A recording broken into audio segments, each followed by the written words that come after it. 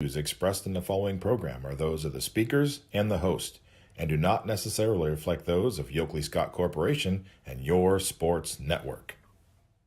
Yeah, I've been closer to Jesus before, so can you help me out? Oh, can you help me out? Am I on my own? Am I on my own? But can you help me out? Am I on my own? Am I on my own? Or can you help me out? Can you help me out? I've been scared to look in my soul.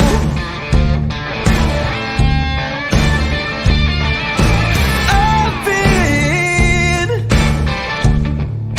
afraid I would follow the road. Yeah, afraid of the things I've been told. Hello, everybody. Welcome inside a Tuesday episode of Running Point, brought to you by Greenwood Chevrolet in Austintown. I'm Anthony Hartwig, joined by Ty Bartell, and we want to we wish that everyone had a really good Memorial Day weekend. Obviously, we were off yesterday as well as the other shows on YSN due to the holiday, and we hope that everyone took that time to have some fun and definitely remember the fallen soldiers that have given their all and literally given everything to this country in whatever war you want to bring up, because Memorial Day we do honor the fallen soldiers in any war that they have fought for America. So and we have so many families that are just touched by losses in the military. It's whether you have someone that is directly in your immediate family or someone that is an aunt, uncle, best friend, whatever it may be. I guarantee there's someone in probably every YSN team that has been affected by military, either having someone overseas or having someone that has died overseas in some point in their family history. So we want to take the time to thank all of our servicemen and women on Memorial Day, and we did that. We took a break, we took a pause, and we're back on a Tuesday for Running Point to talk a lot about the area teams that are trying to fight for a state title.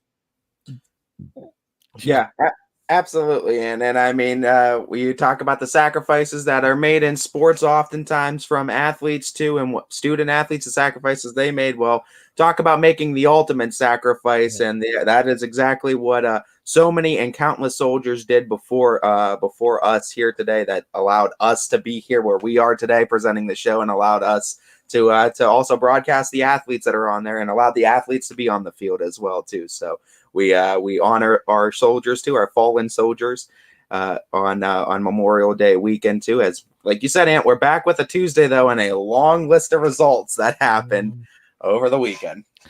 Yeah, and I don't know how you spent your Memorial Day, but I definitely checked out the military movie marathon on AMC, because nothing gets in your feels like a little bit of the military and the Hollywood action. So I have a couple of favorites in the military movies.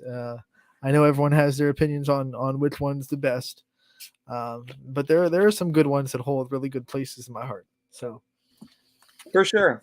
without further ado, let's get to the results over the weekend. And Ty, we have to start with softball, and unfortunately for the YSN teams, we have no one left. We went 0 for 2 in the regional finals. It was a tough Saturday for both our teams.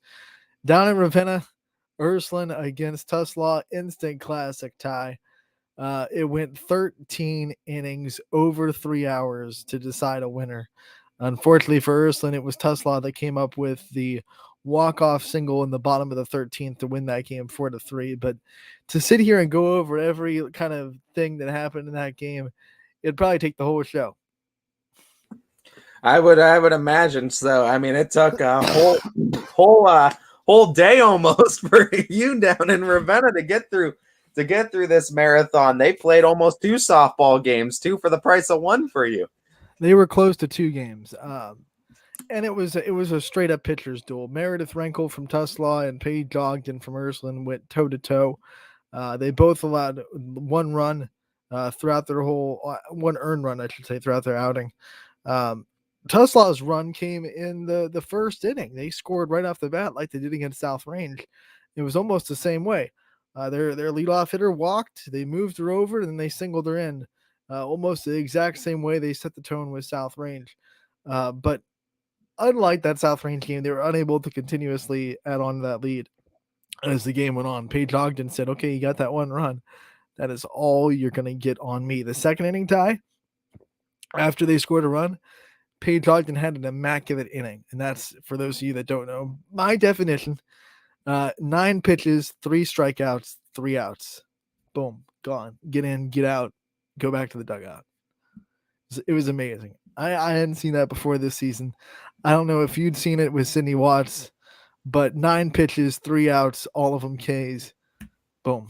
That's a swag moment, right? I mean, she had a boatload of strikeouts in that outing as well, too, and put up a phenomenal performance at Ogden in that regional final. But like you said, Ann, I mean, once you get into it, I think they had to pull her after what, 11, 10? 11. They went to Mia Opalik in the 12th. In the 12th inning, it took one hitter for Mia Opalik to kind of get in the groove. She walked the first hitter in 5 pitches. She got to second, but then after that runner did not get any further than second base.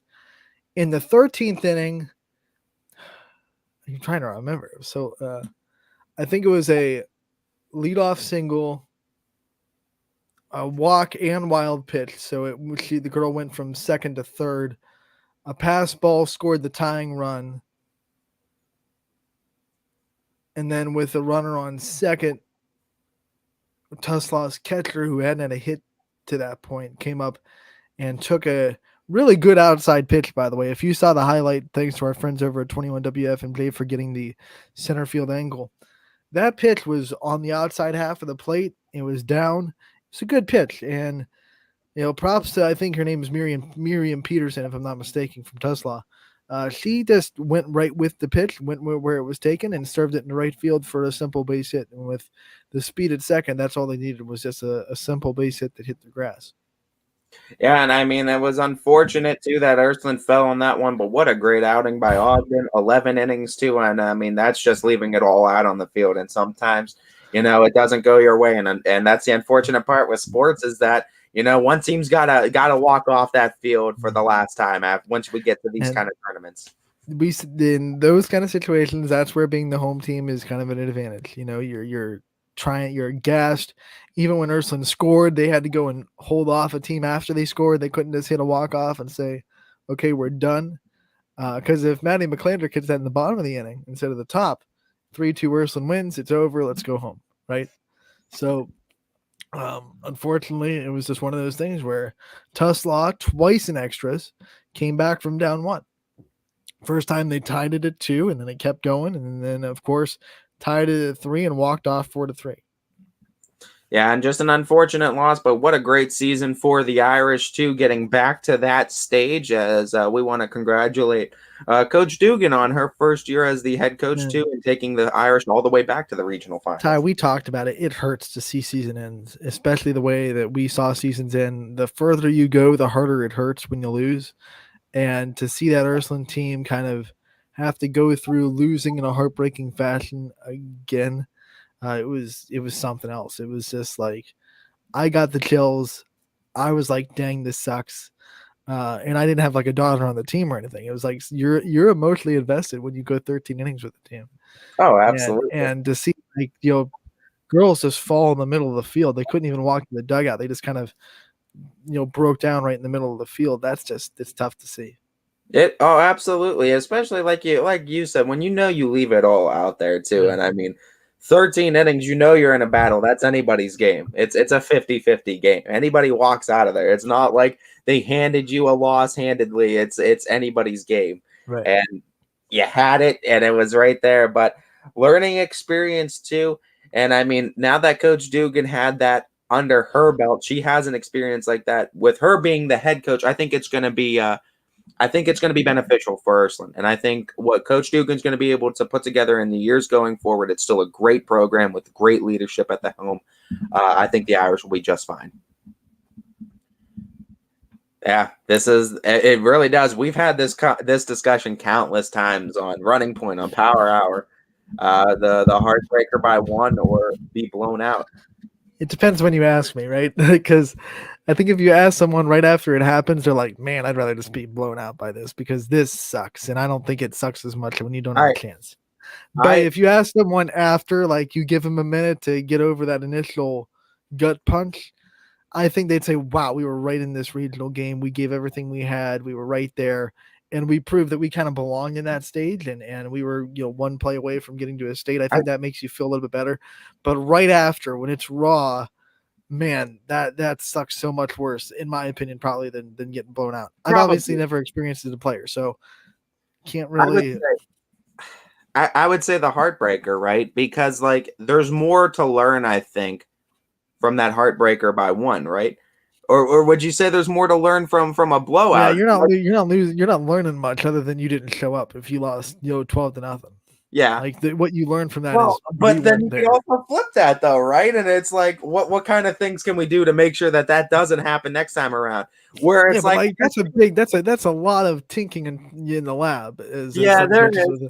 But Like how you much get beat more by can you do if you were right there and beating them though, too? How much right. more learning and more experience can you But do? like if you like Ursuline, they lost 4-3, they could say, "Man, if we just cut out one error that game, we just work on making sure we cut out one error, drop one error, Yeah, we win the game."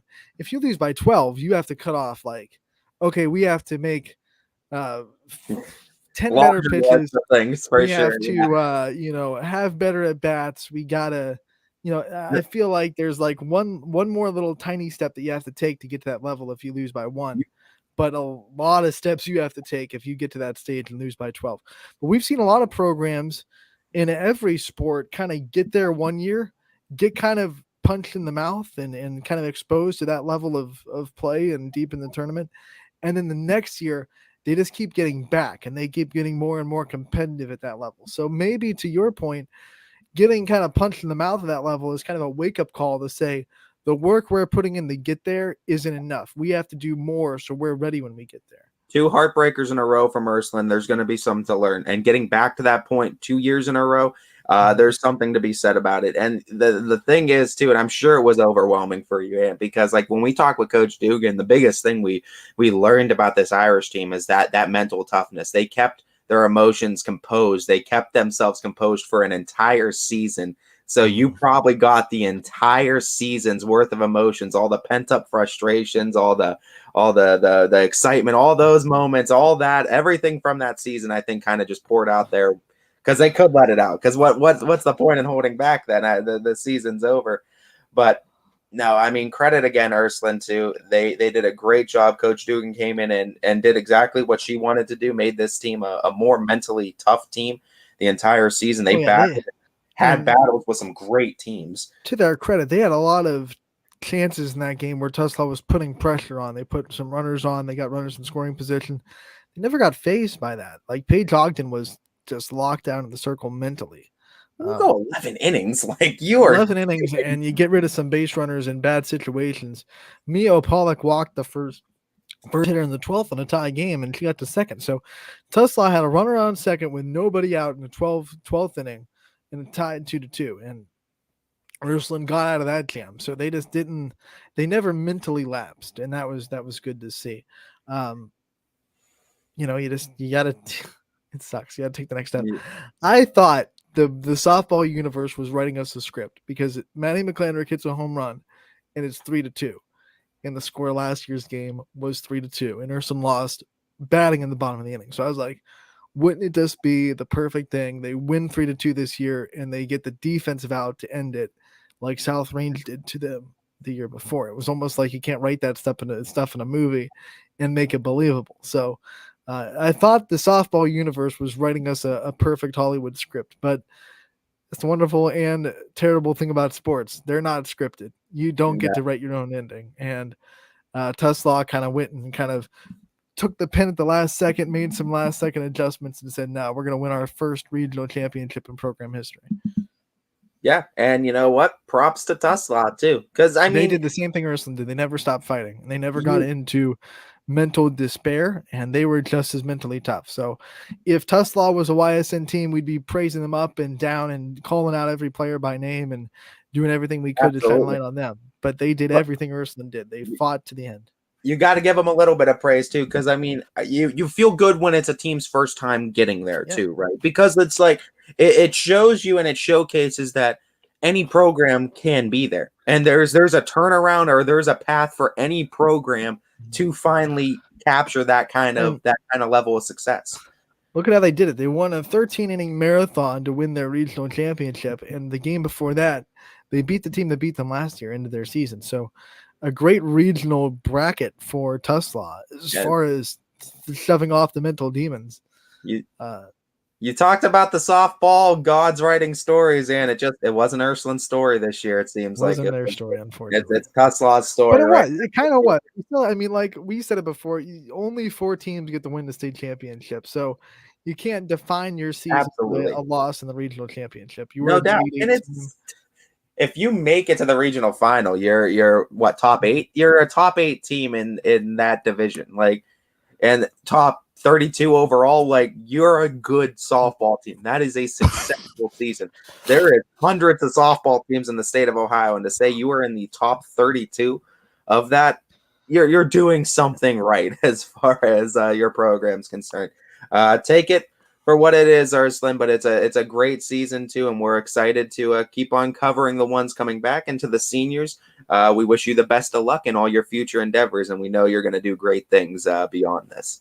Ty, you got the chance to also call a softball game on Saturday. It also was kind of a heartbreaker as well. Since you were there, I'll let you kind of take the reins on this Fitch Hoover game. And it was just kind of one of those cases too where Fitch grabbed that early one run advantage, and you started first pitch of the at bat, right? Triple, and then triple by right. First pitch of the at bat, triple, and then Aileray comes around to score, and you started kind of getting that feeling of that Brecksville game again. It's like, all right, Fitch has the lead. You got Sid in the circle. It's like, all right, you're starting to feel confident, but you got to remember, the later you go in these tournaments, you start to face tougher competition. And that's what Hoover presents is tougher competition. They're a team that, and I think the scrimmage definitely did help, I think, early on in the season, because it seemed like Hoover had Sid timed up. The fastball wasn't sneaking by as many batters as it was in previous games too. They were timing her up a little bit. Still, Fitch out hit him 8-5. But the other big thing too was what we saw is that Hoover was just putting the ball in play. And I think that was the biggest thing, is that they weren't striking out a whole lot. They were putting the ball in play. And by putting the ball in play, they forced Fitch defenders to start making plays. And it was one of those days where it was uncharacteristic mishaps on defense by Fitch defenders that cost them some runs. But still, even with that, Hoover took a 2-1 lead. Sid came out, blasted a 2-run shot, her 11th home run of the year, took a 3-2 lead. And then, honestly, when I saw that too, when I saw Fitch, such a young team, be able to respond, get a huge home run, get that lead back, it started to really feel like, okay, this team's got this now, right? They there's no way they can be stopped. They reclaimed that lead, they grabbed it right back. But Hoover, like most good teams too, they were able to put the ball in play. They just kept with that game plan, kept putting that ball in play.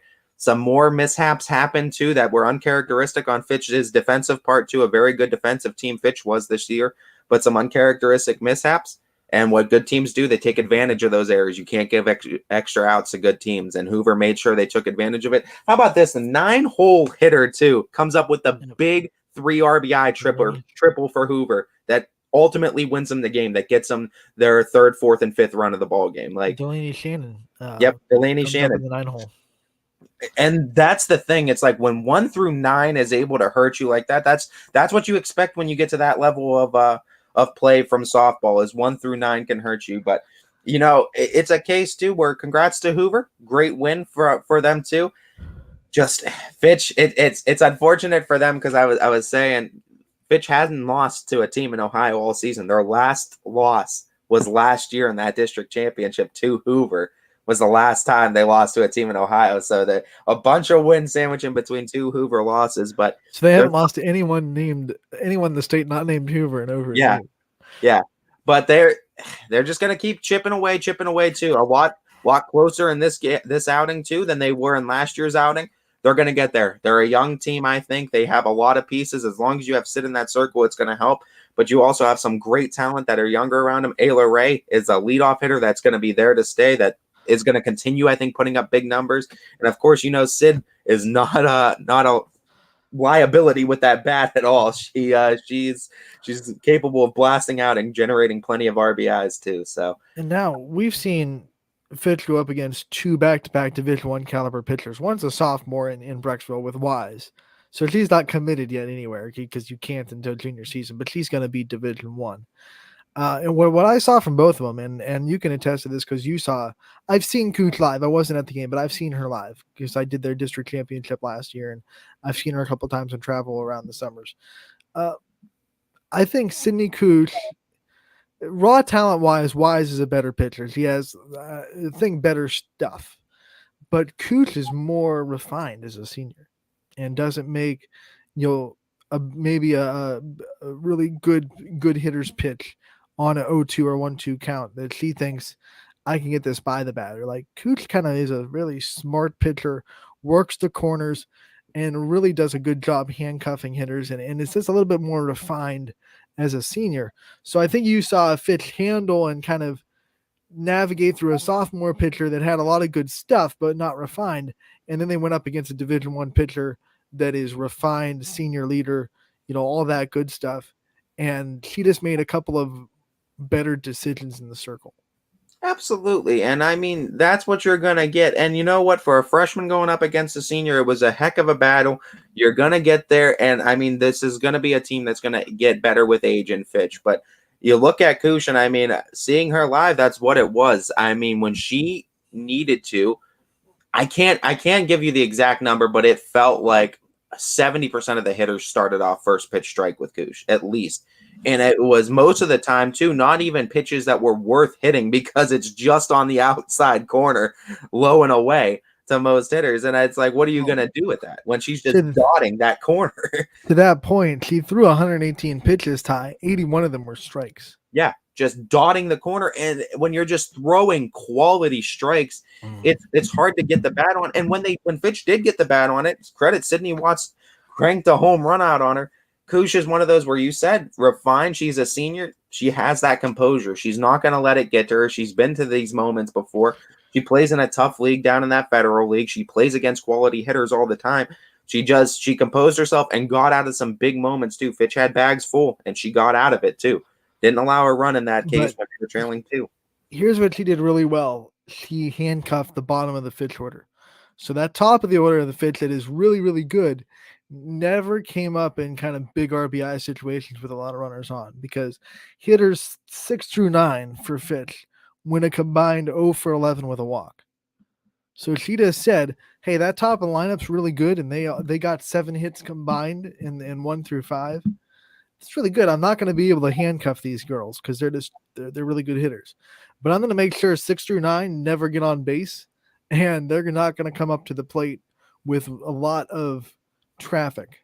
And 6 through 9 too in Fitch's order, it tends to be a lot of freshman and sophomore talent too. So the senior again went into it, I think, with that kind of that mental maturity, and she kind of has a little bit more of that softball IQ just because she's been around a little bit longer. She knew where to attack. She knew that for these freshmen, sophomores, it's a lot of their first dance at the regional. So she knew where to attack. She knew they're going to be a little bit amped up. Fitch was a little bit more aggressive than it seems like they were, but then again, Fitch is always aggressive too. It just seems like they connected a lot more with pitchers prior to. But I think it's one of those cases. All the credit goes to Cooch. I think Fitch had a great performance, but I think Cooch did enough to get that win, and I think she pitched really good to a really good Falcons order too, and she limited damage. She bent, but she did not break in this game, and that's the key from a senior leader. Yep. And, softball IQ, it goes back to attacking the bottom of the order and not taking a deep breath. Like, that's college level, because when she gets to Robert Morris next year and she goes up against some of these offenses in the Horizon League, like Oakland, like Youngstown State, like Northern Kentucky, et cetera, these lineups can hurt you 1 through 9. Absolutely. Every single lineup has someone 1 through 9 that can hurt you. But you see a lot of high school pitchers, especially younger ones, really bring it 1 through 5 and then kind of take a breath. And maybe you'll see them give up a hit to a 9-hole hitter, an 8-hole hitter, or they'll walk the 9 hitter because you're not as mentally focused.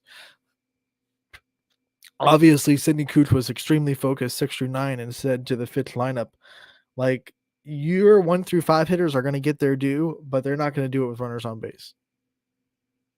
And that's the biggest thing, right? And I mean, even when there was runners on base when the top of the order went, like you said too, the top of the order provided runners on base. She still attacked that bottom of the order, and she just came out victorious. The bottom of the order, give them credit, they got themselves into deep counts. Some of them got into full counts and were in 8-9 pitch battles. But that's the thing. I feel like when you get into those battles too, pitcher hitter, it doesn't matter. I always feel like you go with the more seniority experience in that. When you go 8, 9, 10 pitches, and I seen it all season long too. I seen it on the flip side too. Sydney Watts did it with Jenna Alexa, Boardman and Fitch softball this season. Jenna Alexa put together a great at bat, and she won the at bat, got a base hit on Sydney Watts. I feel like when you get in those deep at bats, no matter who the pitcher or the batter is, you just take the seniors in those ones just because they're experiencing it. Experience means everything in this sport, I feel like. You know what's exciting, Ty? This summer, Sydney Watts, for her first year of going to be on a national travel team with Megan Betts coaching her, who's an All-American from Michigan. You think she's going to come back next year a little bit better? And the great thing with Sydney Watts too, and what I've said is, like, when you piss her off, she becomes a different animal. Like we heard what Coach Ward said when she has the war paint on, and she does become a different animal out there. But like when she gets mad, she starts bringing the heat. She's gonna come back mad for a whole season now because of the way her travel team this weekend started off their summer in Alabama, and I think if they would have played on Friday, same result, I think Sydney Watts would have been drove through the night on Friday to get to Alabama on Saturday to be in that tournament.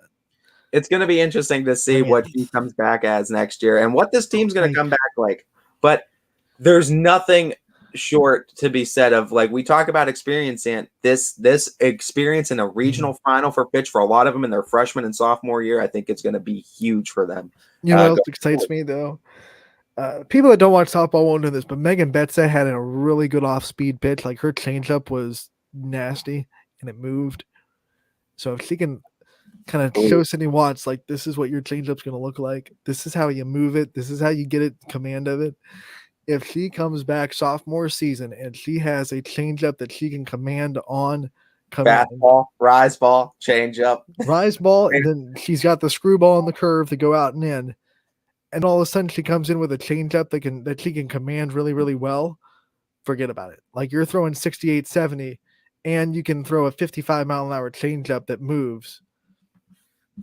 Done. Like, that means every high school team will have to go up against a legitimate Power 5 pitcher. Yeah. And I mean, there's no limit to what Sydney Watts' ceiling is, because I mean, what she showcased in her freshman year, 310 plus strikeouts in her freshman year, like, sky's the limit for how much better she's going to get to. And I mean, imagine if she picks up a little bit more velocity on this fastball by the time she rolls around in her upperclassmen seasons. I think she can get better hitting. I think, I'm looking at her spray chart, I think she can get a little bit more to the right side of the field. You know, go with outside pitches a little bit more. 530 hitter with 11 home runs. There were times when she tried to get a pull happy and tried to pull outside pitches, and that's where she got in trouble. So if she starts to go with outside pitches and starts to use the whole field too as a hitter, oh man. I know Watts had more games technically than Benson, but was Benson our YSN home run leader for softball with 12 homers? Yes, 12 home runs, yep. And Watts just came up just shy at 11 too. And I mean, that's what we talk about. You know, it was, she had 10 at the time of voting. Yeah.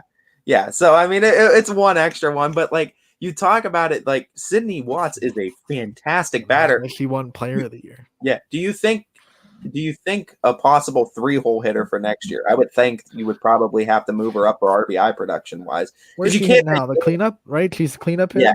Yeah. Well, let's see. You know, you look at their lineup. Ayla Ray's got to lead off still. You have to, because she just gets on base and she just makes things happen too. Because you're losing Sammy A, you're losing Maddie Taylor, you're losing Allie Foley.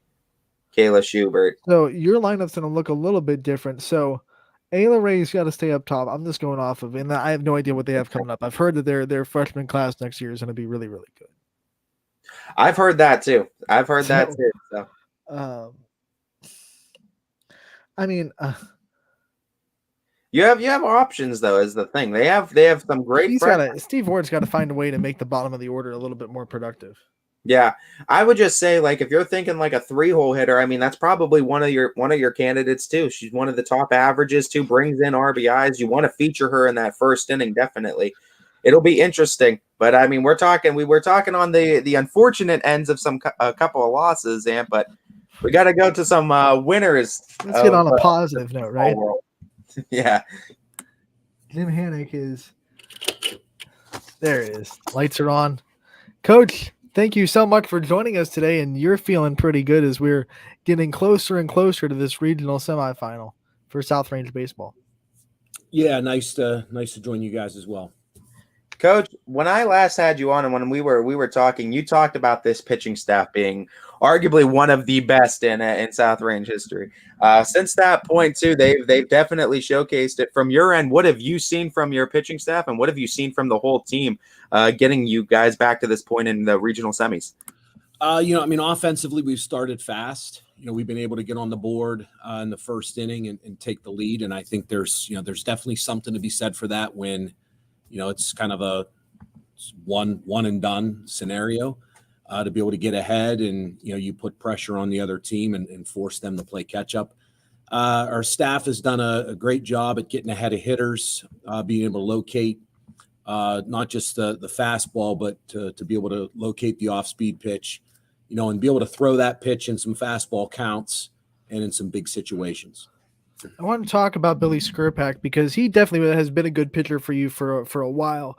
But this is the year he came in as kind of the guy, the leader of this pitching staff, and he's grown even more as a pitcher this year. What have you seen from him to just take that next step and become a leader to the other pitchers in the bullpen?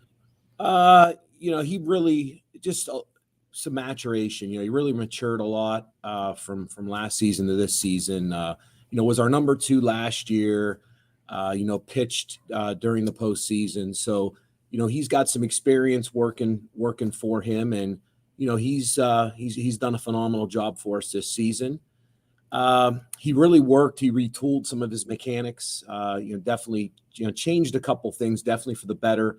Gained some velocity. So, credit to him and his hard work. He's sought out instruction in the off season and bettered himself year to year. Looking at this district championship, it's another one under the belt for the South Range Raiders. How important do you think it was having that district championship be hosted at South Range and have the Raiders faithful have it be right in their backyard, or in Niles, excuse me, in Niles, just being right in the backyard, though not a far trip at all for South Range. Oh, it's not. There's some familiarity there. We play Niles in league play, so we're on that field at least once a year, and we were there last year and won that district, and just thought that was a comfortable place for us to go and play. You have 2 games this week. You played Walsh last night, and you play Hoover tonight. I mean, 2 T1 teams to get you ready for this regional semifinal.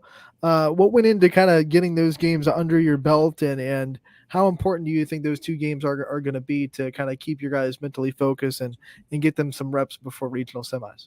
It's important. You don't want to go, what would be over a calendar week, from Wednesday to next Thursday without playing. Weather didn't cooperate for us Friday, which kind of ruled out a Saturday morning game. So just kind of shopping around, looking for teams that were open, teams that wanted to play. And, Walsh sought us out, and, definitely a very, very, very good opponent. And, based off of yesterday's outcome, I couldn't be more proud of my guys. I think we played extremely well, considering who we were playing against. And, I reached out to North Canton Hoover as well. I know we were scheduled to play them in a JV contest earlier this year, and it got rained out. Just, again, one of the many days we weren't able to get a game in. But I just figured I'd reach out to them and see if they were available. And, probably tonight, looking to get my starters maybe a couple at bats and then just get them out, lift them just to see a couple at bats, see some game situations, and kind of just get them rested for Thursday. When you're looking at the pitching end of things, just getting some arms out there before those big games. Obviously, you don't want to burn out some of your bigger arms. What are the pitching kind of look like? Is it more of just get guys innings too, just getting the arm a little bit of action prior to?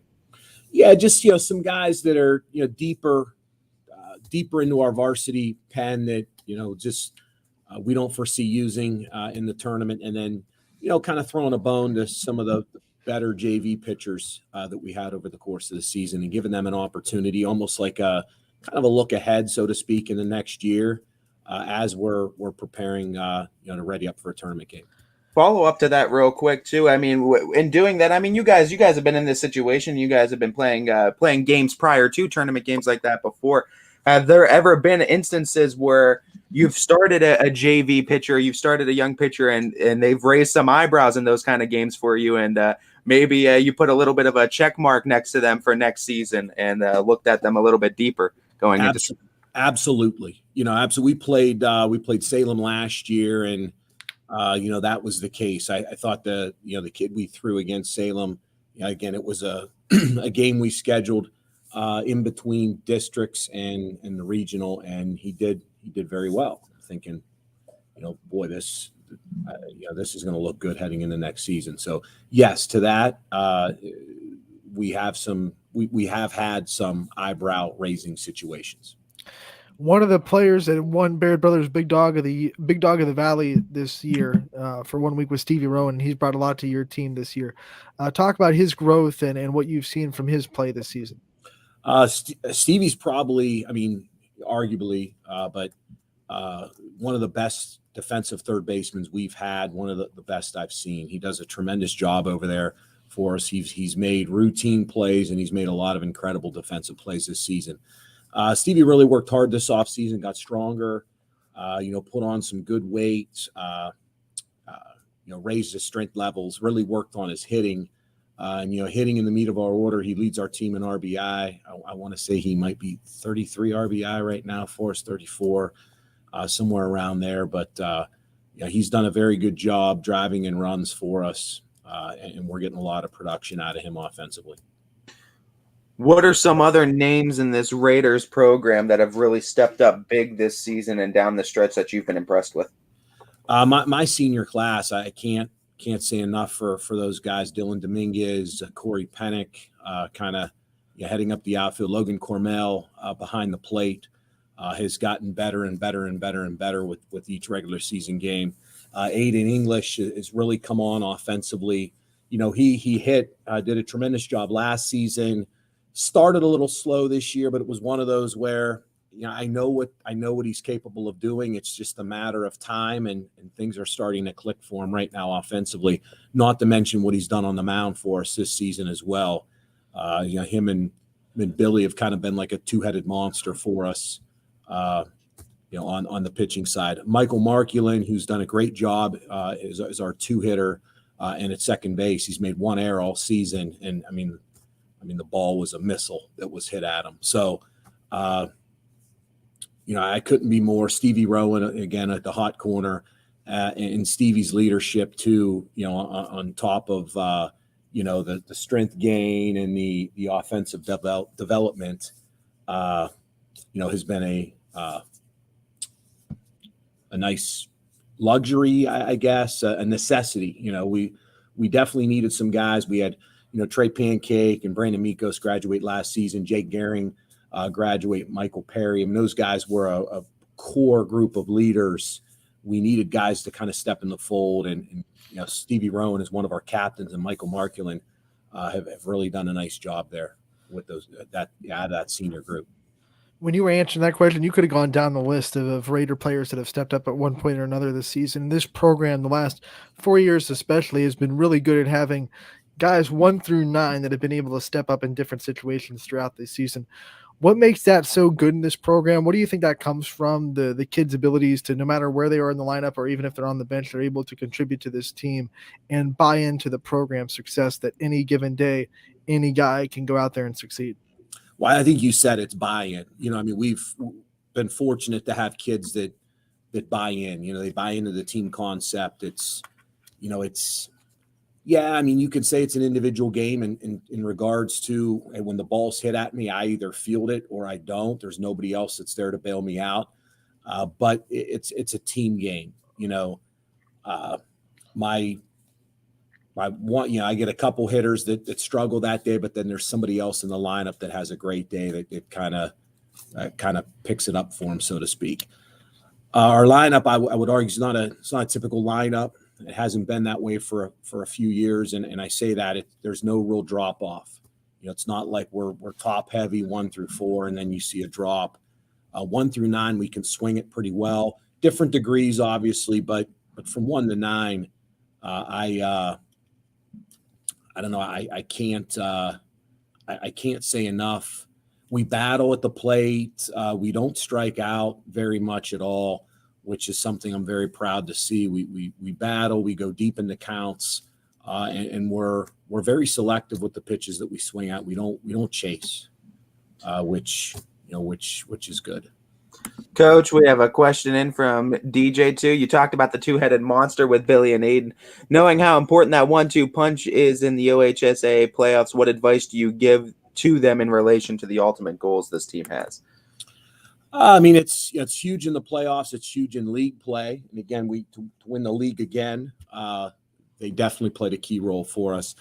Just, it's one game at a time. It's loser go home, winner goes on. And it's not always the best team that wins. It's the team that plays the best that day. And I look at the region and I look at 4 teams that are all worthy. You can make an argument for all the 4 teams in our region.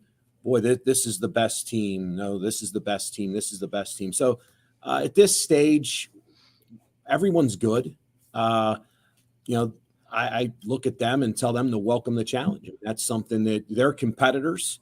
And there's no question they look forward to going out and competing against the best. And, that day, on that particular day, you have to play well in order to advance.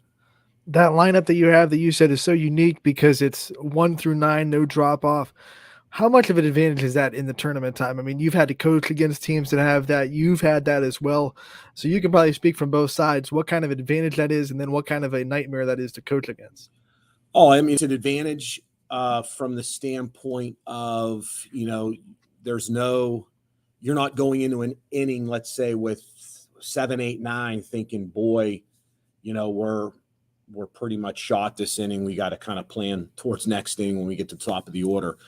So that's the luxury to have guys versatile, guys that can run, in terms of stealing bases, hit and run with, guys that can bunt. It's an advantage because kind of everything's in the fold each inning offensively.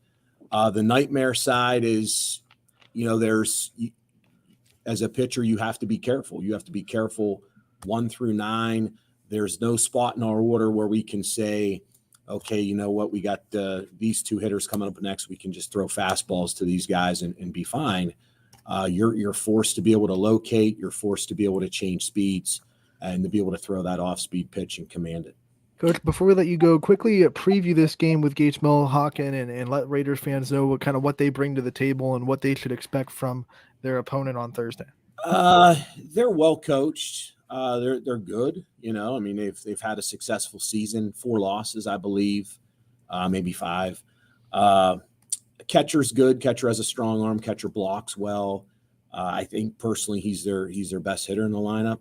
He hits 2 or 3, but or maybe 3 or 4. Sorry, but I think that they've got some guys in the lineup that can do some damage, and again they're pretty solid defensively. I really think it's it's an even matchup out there on the field, and it's going to boil down to which team makes the least amount of mistakes and which team then capitalizes on those mistakes.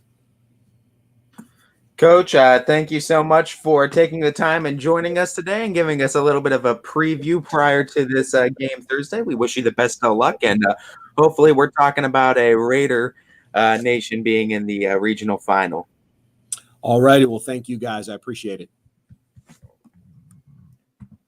That was Coach Hannick of South Range Baseball joining us live on the show on Running Point, brought to you by Greenwood Chevrolet in Austintown. Not done with South Range. We're going to have Stevie Roman joining us any minute now. He's scheduled for 12:45, and we talked about him with Coach Hannick. We're going to talk about him a little bit more when Man we in get the him hot on. corner. Third base is not an easy place to be. You're kind of on an island down there. You got to play in a little bit on people that are going to bunt, that can kind of pull that bunt back and hit it hard at you. It's not for the faint of heart. They call it the hot corner for a reason.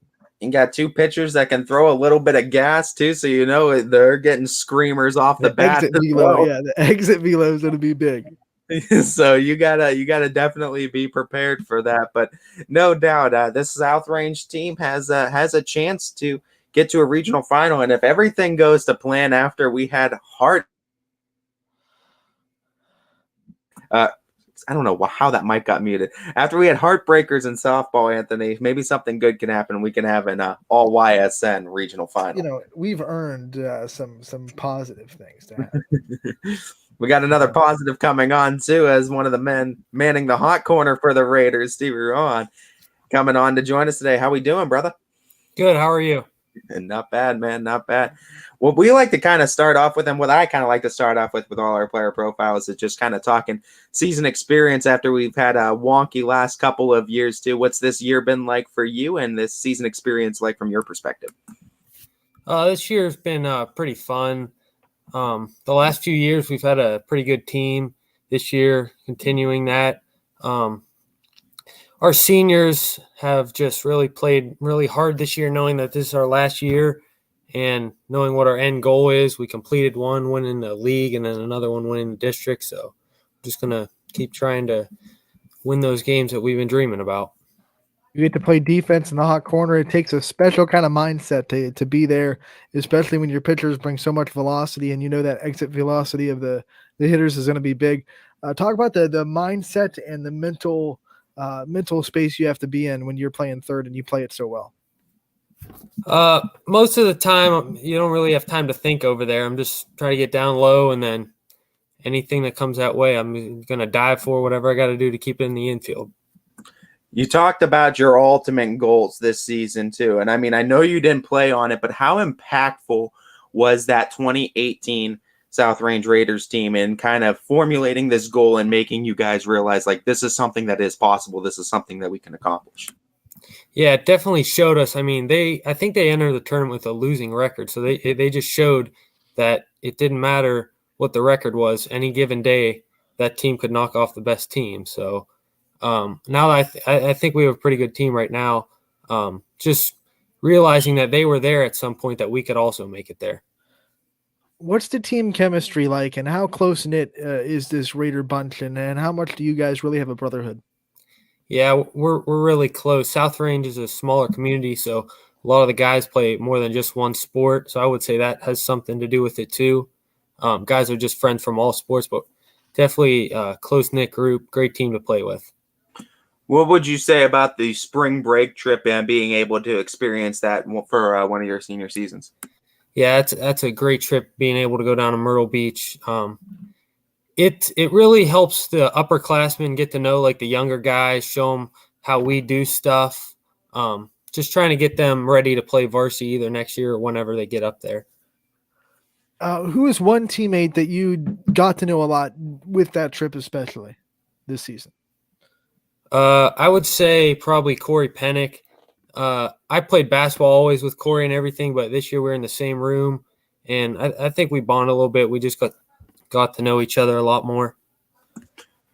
Flip that too. I mean, it's kind of like a mentorship role, and the guys you look to take under your wing. But what were some of the role models that you had on this team when you first joined that you were kind of looking up to and following in their footsteps? Jake Gehring was a big one. Mikey Perry and probably Brandon Mikos. They were all great players for us and just great kids. So that's definitely the kind of guys that I want to be remembered by. Back in the winter, before the season started, you made the announcement of where you'll be calling your team in the next future, and I don't want to take that moment away from you. So for those that don't know, tell the people where you'll be playing the next 4 years. I plan to go to Walsh University to continue playing baseball. What made that decision for Walsh an easy one, and what kind of made you fall in love with that campus and that program?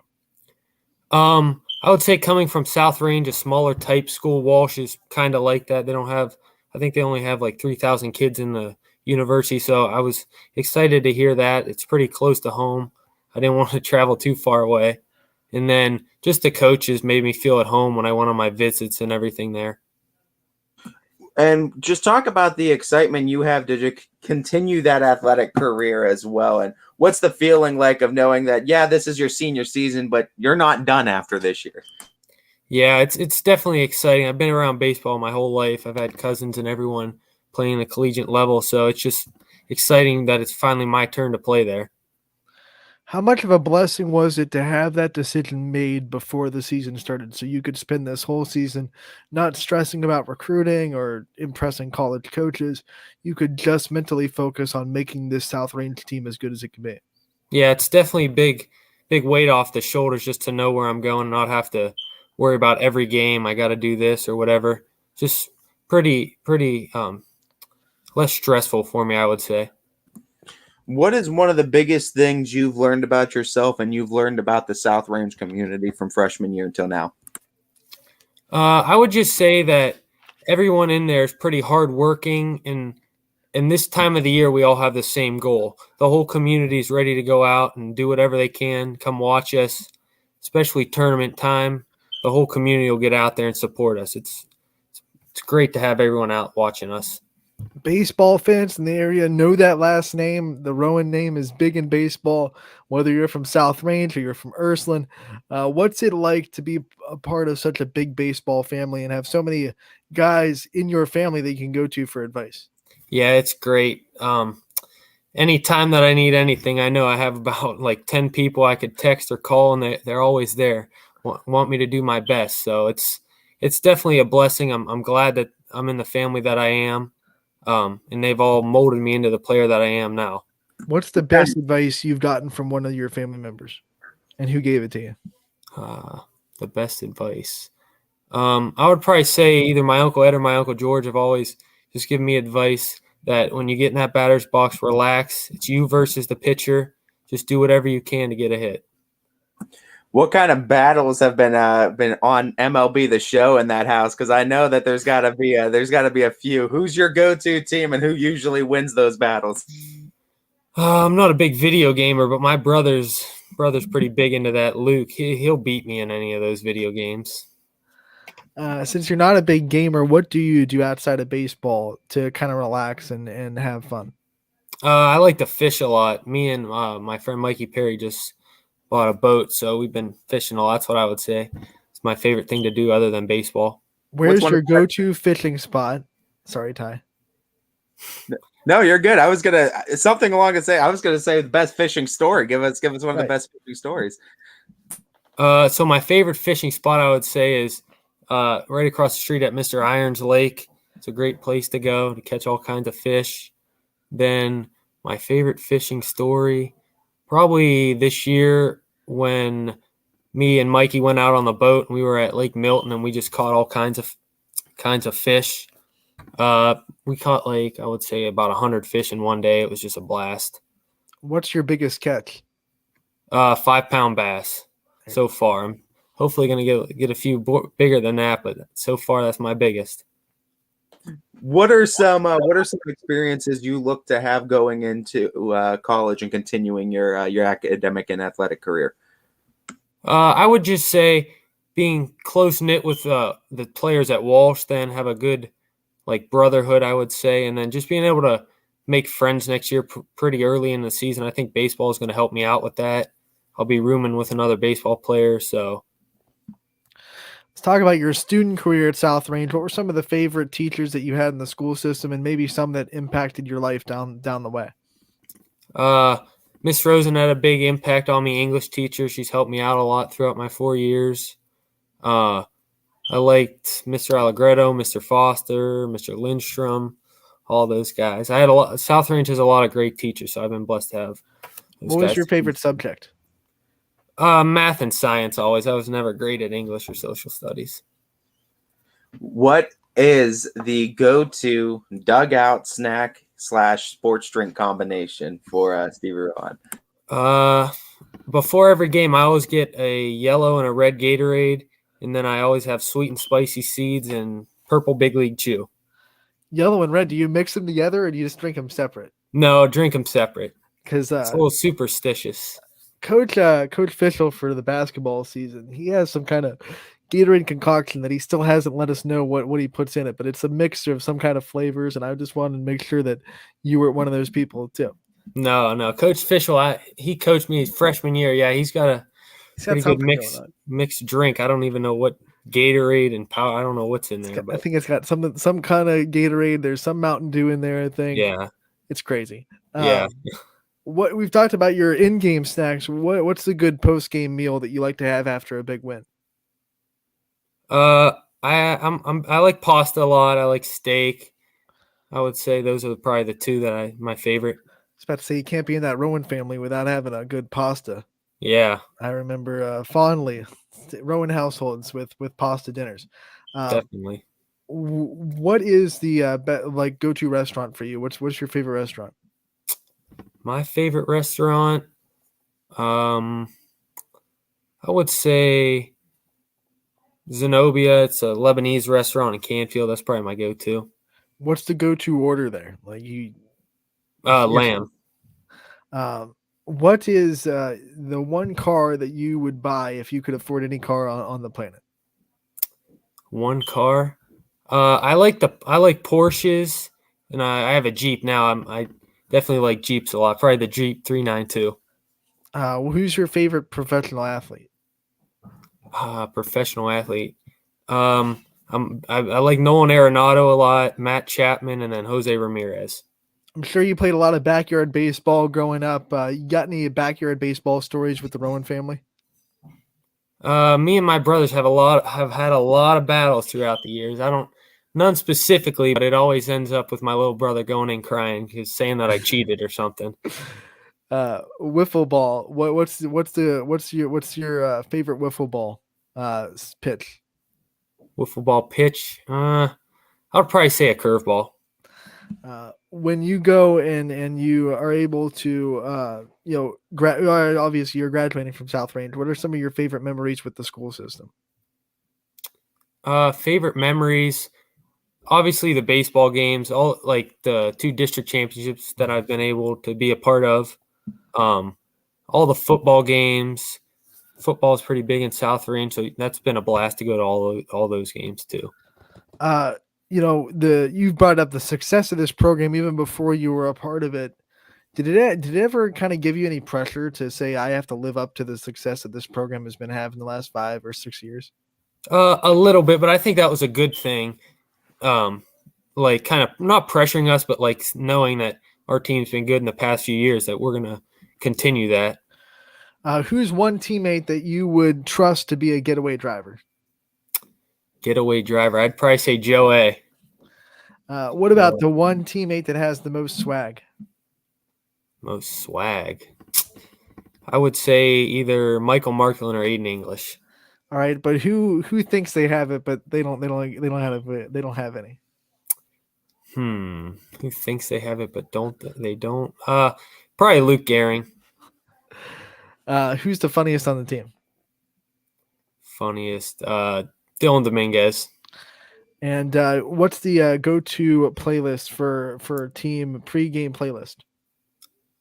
Aiden English is always on the aux for the like warm-ups or whatever in pregame. Always, so. He owns it. He owns it. Yeah, he owns it. He's always got his different playlists and everything. They always get us going. Is he good at it? Yeah, definitely. All right. Before we let you go, we want to give you a shout out to your support system and let you thank the people that have been there for you through the years. Yeah, I'm just obviously I like to thank my dad, all my uncles, my whole family, my whole South Range family, Coach Hannick, all the guys I've been able to play with that have helped me become the player that I am. Yep, that's it. Stevie, thank you so much for taking the time to join us today. Good luck tomorrow in the regional semis. I should say tomorrow. I should say Thursday. I'm getting my days mixed up because we had yesterday off. Good luck in the regional semifinals, and we wish you the best of luck in all your future endeavors. Thank you. Thanks for having me on.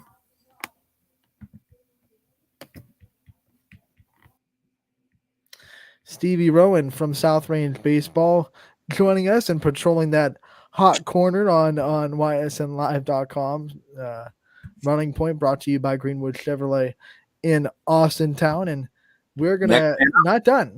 We're going to go from South Range to JFK and be joined by Alex DeSalvo, who doesn't patrol the third base, but does patrol center field for the Eagles. Alex, thank you so much for taking the time to join us today.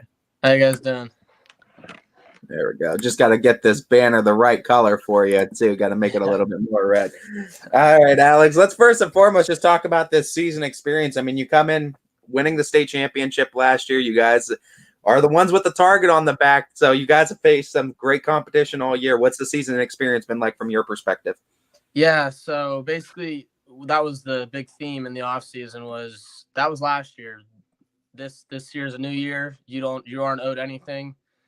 No one's going to hand anything to you, and if anything, it's going to be a whole lot harder because now everyone wants to beat you. You got the target on your back. What's something unique about this team this year that wasn't there last year? I think we're a lot closer this year. There's not everyone knows their role. This is the kids in this team. We seem to have grown up a little bit. We take on our roles a lot better, and I think we just want to win. We think we know we're good. We know we're good enough to do it. So I think there's a little more moxie, if you would, behind us.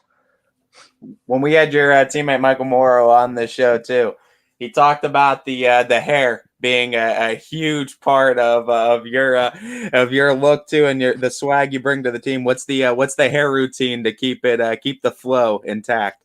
Oh, shampoo, conditioner every day. I just got out of the shower about an hour ago. Every day.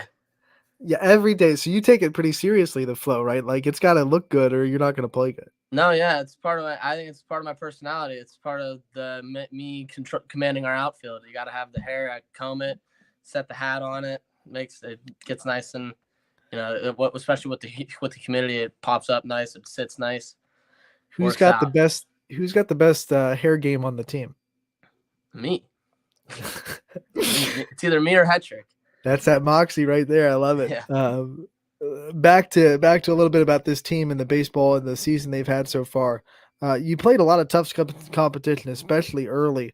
Took some lumps. How much did that experience and going through, playing teams like Hoban really get you guys ready for the Division IV bracket that you found yourselves in? Yeah, so that Hoban was actually the one that I immediately thought of when you said tough teams. So the Hoban one was actually a little personal for us.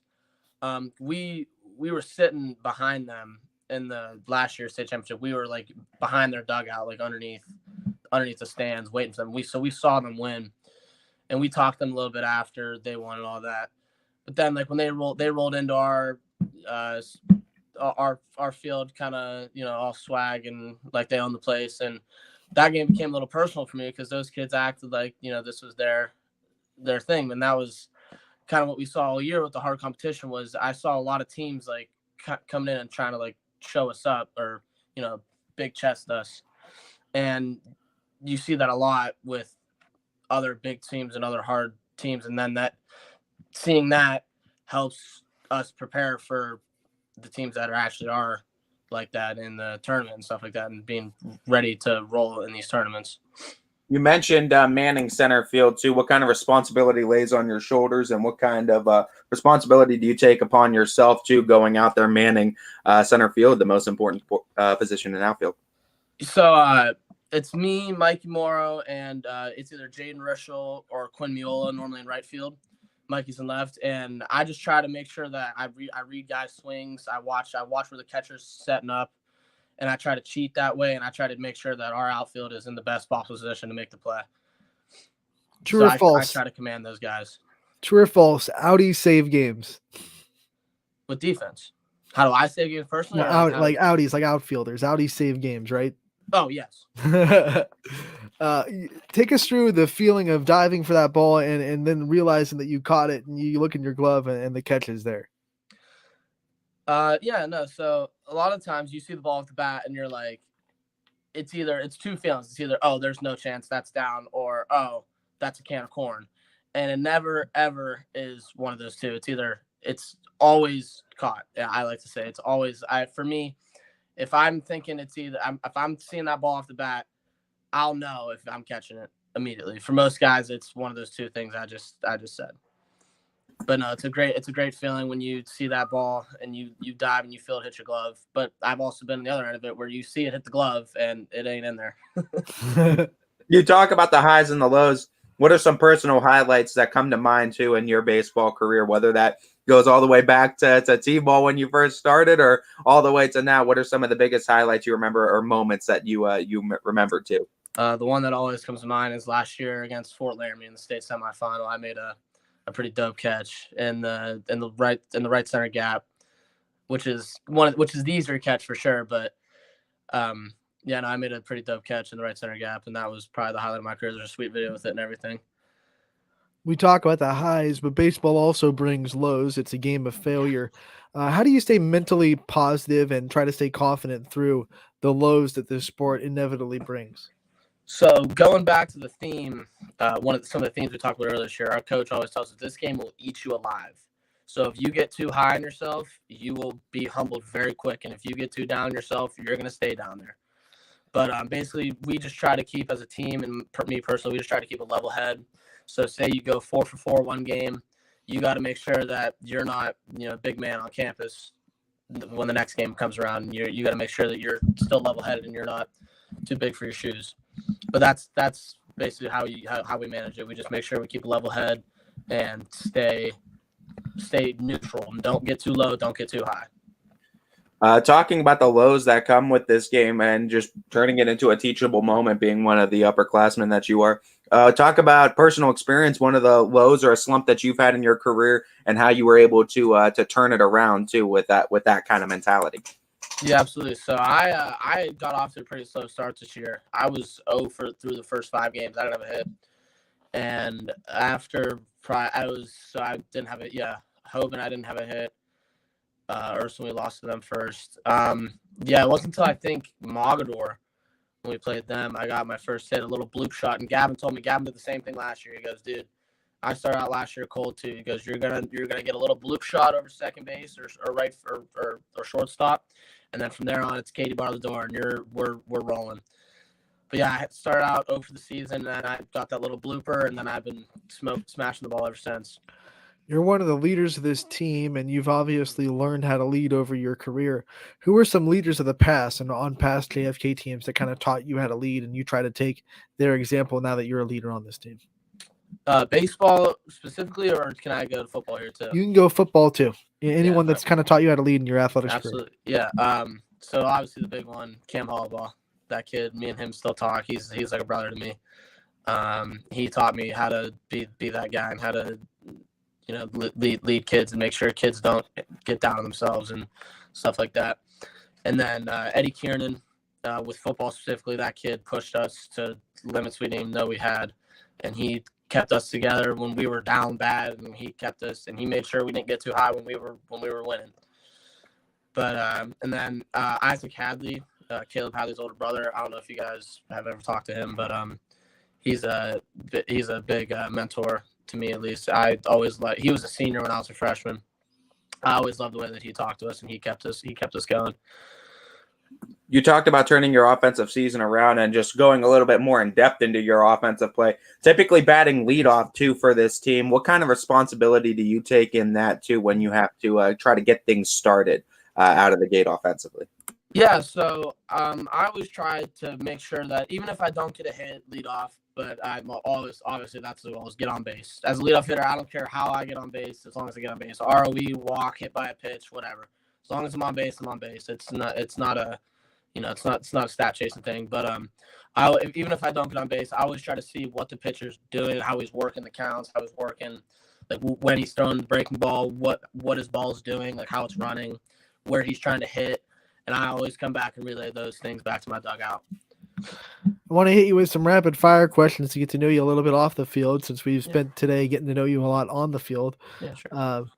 You're a student athlete, so I want to talk about the student aspect. What are some of your favorite subjects and favorite things to study? So I'm a big math guy. I love math. Math and science are my things, and then I enjoy history a little bit too. But no, I'm going to study engineering at Ohio State, so I gotta like math. You better like math. What teacher at JFK gives the hardest tests? Oh boy, probably my math teacher, Mr. Thomas, William Thomas. What's the hardest assignment that you've ever been given as part of a student at JFK? Oh boy, I've read a lot of papers. I've done a lot of projects over my time there. I had a lot of time-consuming projects, not necessarily difficult, but they took a long time. I'm gonna say probably History Day in junior high with Anthony Cattell. We had the whole school does it, and it's a National History Day, and NHD is what they call it, and it's a big thing that they all did. And we go to YSU, and it's a big project you have to put together. And me, Eddie Kiernan, Pat Ballant, and Sammy Hindi did ours together, and that was a crew and a half. Nothing like a good throwback. Yeah. You obviously played baseball a lot growing up. What are some of your favorite memories as a kid playing this game? Oh boy. So I actually played summer ball with the Glaciers when I was 9 to when I was 12. And I met a lot of big names playing on those teams. I played with Brady Shannon, Dean Boyd, Bo Brungard. We all played on those teams. Josh McCleary. Playing summer ball, especially over in Maryland at the Cal Ripken experience. Love that. Those were great times with those guys. Those are a lot of big names that don't wear the JFK uniform. So I'm No, going to they do ask not. you, who's your best baseball friend that doesn't play for JFK?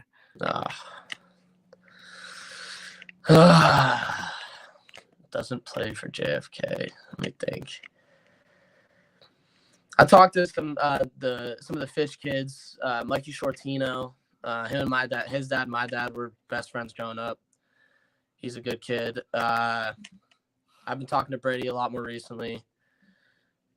I got a bunch of Josh McCleary. He's a good friend of mine. Dwight Parker from Liberty, another good friend.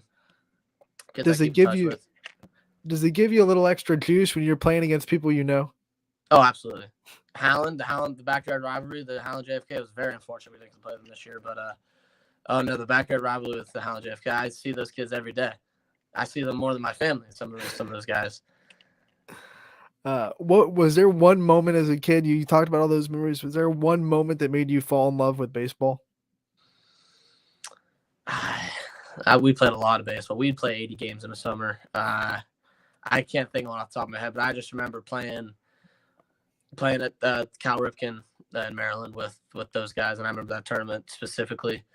This game's actually stayed in my mind. We were down, I think 6-13 in the bottom of the sixth. So we were the home team. We were down 6-13 in the bottom of the sixth, and we came back and won that game.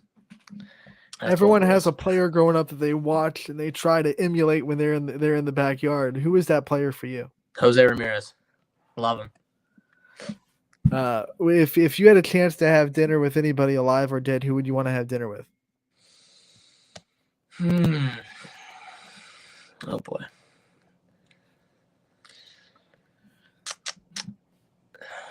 This is a tricky one. I'm gonna go with Elon Musk. If we gave you a time machine, would you rather go forward in time or back in time?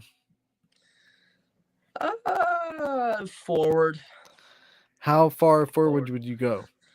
I want to see what's going on in probably 200 years from now. I want to see what's going on then. I want to see what we're doing. Where do you plan to be in like 15 years? If you could go 15 years in the future.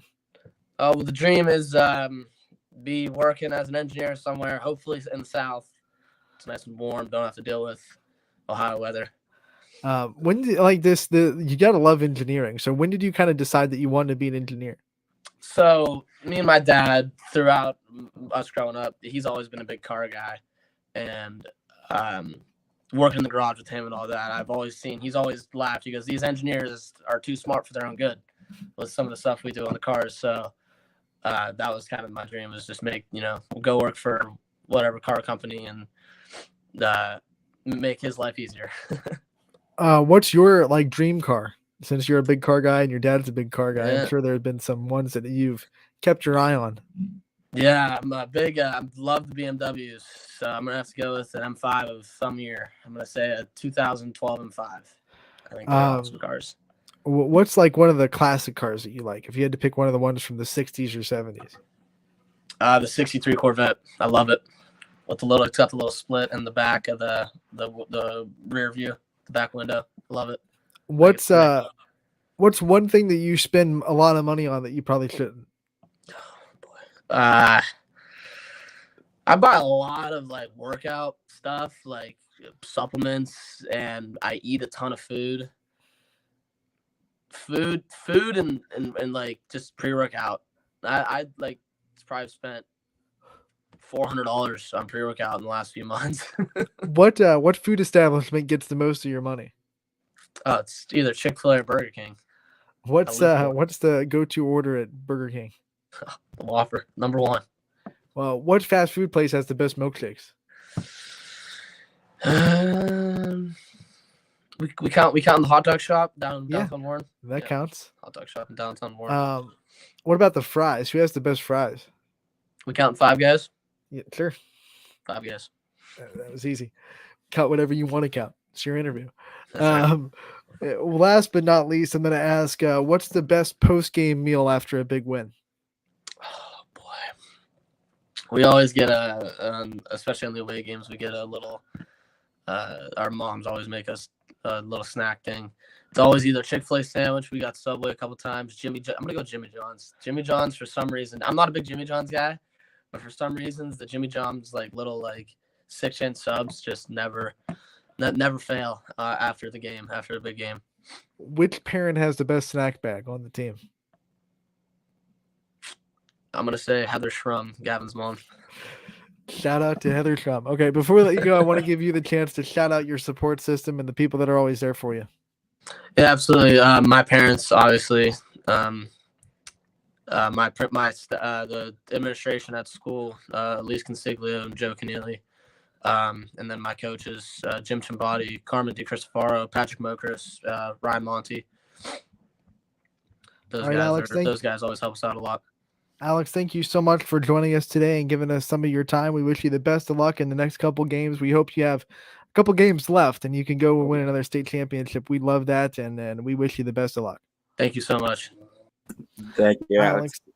Alex DeSalvo from Warren JFK, patrolling center field and giving us a little bit of a glimpse of what it's like down there at Warren JFK. I didn't mean to pop you in again.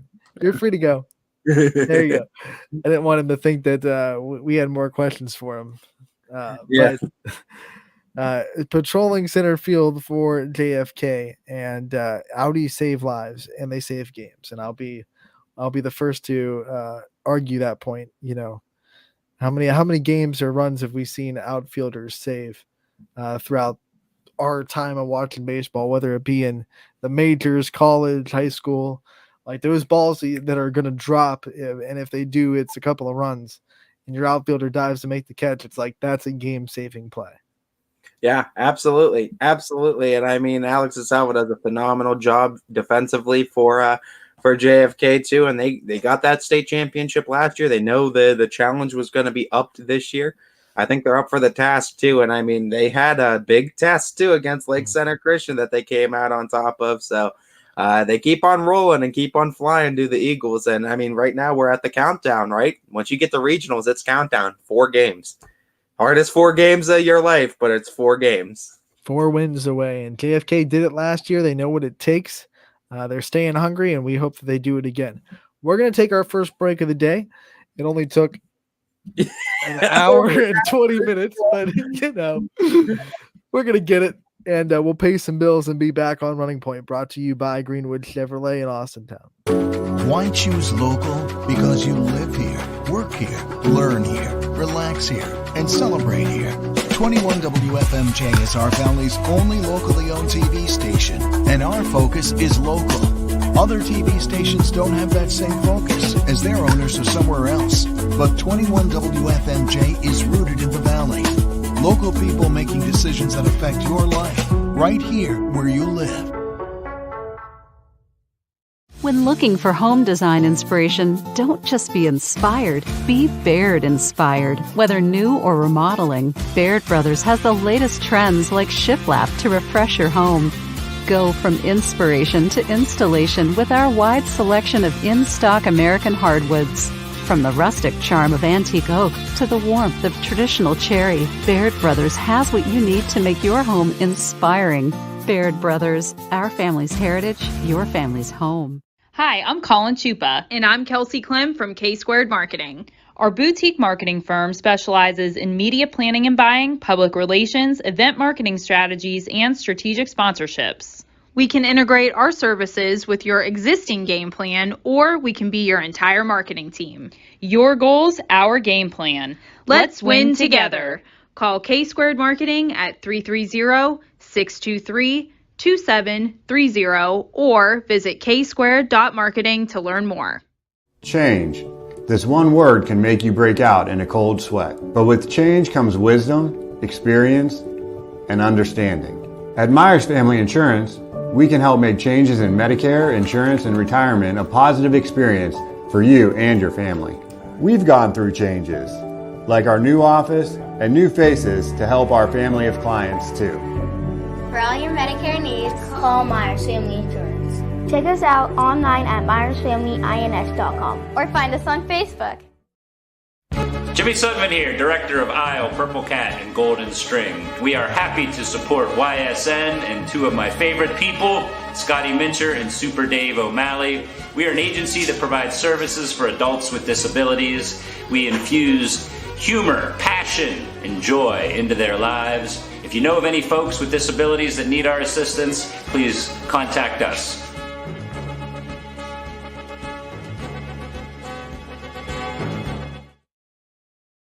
How lucky are we to have not one, but two 18-hole Donald Ross Championship golf courses right here in our backyards. Mill Creek Golf Course was selected by Golf Week as one of America's 30 best municipal courses, continuing to challenge golfers of all levels and featuring PGA professionals, golf instruction, a players rewards club, kids programs, and a pro shop and grill room for a memorable golf experience. Call or click to schedule your tee time at Mill Creek Golf Course.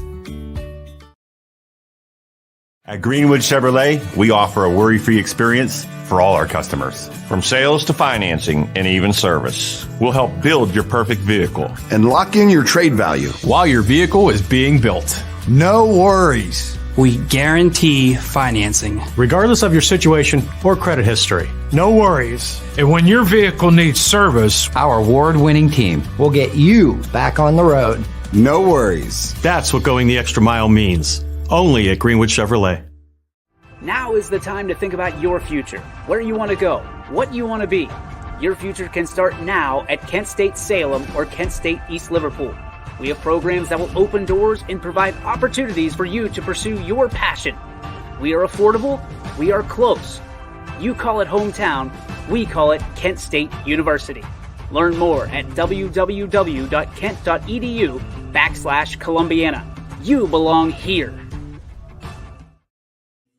Welcome back to Running Point on ysnlive.com, brought to you by Greenwood Chevrolet in Austintown. I'm Anthony Hartwig, and I'm joined as always by Ty Bartell. And Ty, as we know, we still have high school baseball going on. We still have regional games on Thursday, but Class B baseball is kicking into full gear as we venture into the summer months. It's the last day of May, and it is officially June starting tomorrow. And that means Class B baseball really kicks into high gear. We saw over the weekend 18U, 16U get into full gear. 14U has been playing for the last week and a half. And we're going to be kind of, covering baseball all summer at Class B in Seam Park. And we're going to get some of these guys on from some of these teams that maybe we haven't had a chance to talk to. A lot of them play for other teams that aren't in YSN's coverage map. We're going to have a chance to get to know a lot of these players and a lot of these teams as we kind of transition from high school to Class B. Yeah, and that should be great too. And I mean, it's going to be exciting getting the extension of baseball season too, which will be, I think, roughly what it's a couple months, I think, too. Class B season typically lasts too. So I mean, it's here to stay, and there's going to be some fun tournaments too that are always hosted at Bob Seam Park over the course of the summer. Yeah, and we'll go through some of the scores from yesterday from 16U and 18U action. As we saw, we'll kick off with yesterday. Dura Edge getting the win 15-10 over Ballistic Baseball. Dura Edge won on Sunday. This is 16U, excuse me. I'm going to start with 16U. Dura Edge won both Sunday and Monday, so they've won 2 games in a row, and their offense really exploded on yesterday morning, 15-10 over Ballistic. They get the win. Whiting Roloffs got the win over Athletics. They doubled them up 10-5 to get the win there. Also in 16U, Astro Falcons beat Avalanche 8-3. And then in 16U action as well, we saw Prospects beat Eagleware 9-4. You can find all those recaps on ysnlive.com to find out stats and who had big games and all that fun stuff on the recaps on ysnlive.com. We'll go into 18U from yesterday as well, and we look at it. Astro Falcons got the 11-1 win over Whiting. Avalanche won 17-0 over Eagleware. Those were both on Sunday. I scrolled too far, so excuse me for that. And then we also had Creekside Fitness get the 5-2 win yesterday over Dura Edge in 18U. Athletics got the 4-3 win over Nightline in 18U yesterday.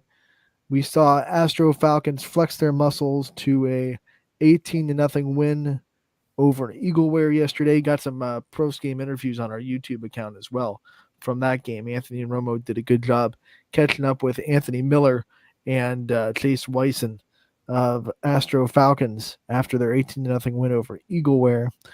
Whiting, so Prospects 18U beat Whiting Roloffs 4-3 as well yesterday. So we have 2 one-run games, and then Whiting Roloffs beat Ballistic Baseball 17-1 in 16U action today, this afternoon. That final coming in about an hour ago. So 16U baseball today as well.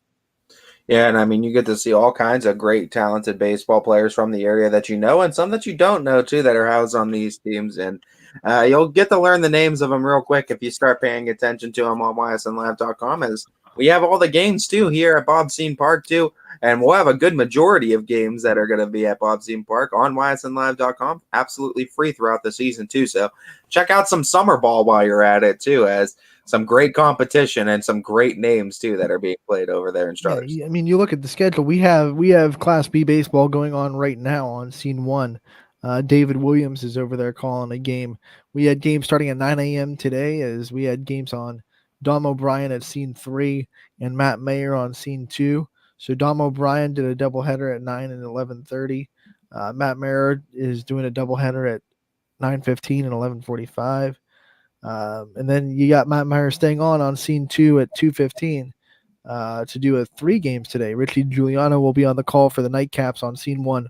I say nightcaps very loosely. It's 2:30 and 5, but it's the final 2 games on Scene 1 that Richie is going to be doing from 2:30 and 5 o'clock on Scene 1. Richie Giuliano on the call there. Should be a fun one too. Always fun when Richie's on the call too. Does a phenomenal job.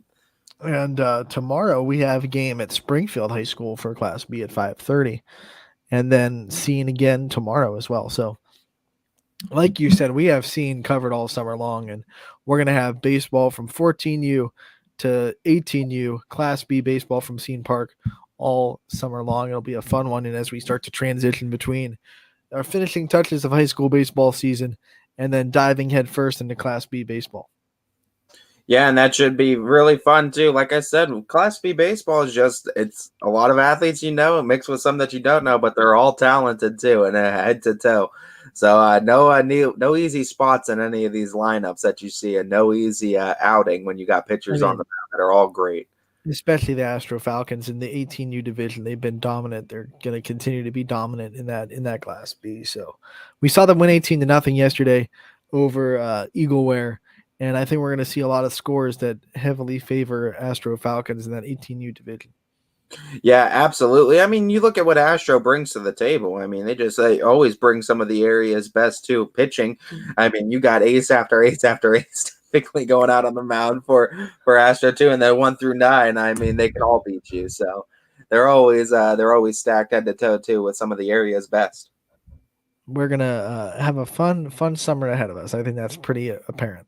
Yeah, absolutely. Absolutely. And I mean, it all gears us up to, and I know it's almost like saying a swear word in the halls of YSN prior to the season, but it's going to lead us right into football volleyball season there. Shh, we're not. No, the only thing I love football volleyball season.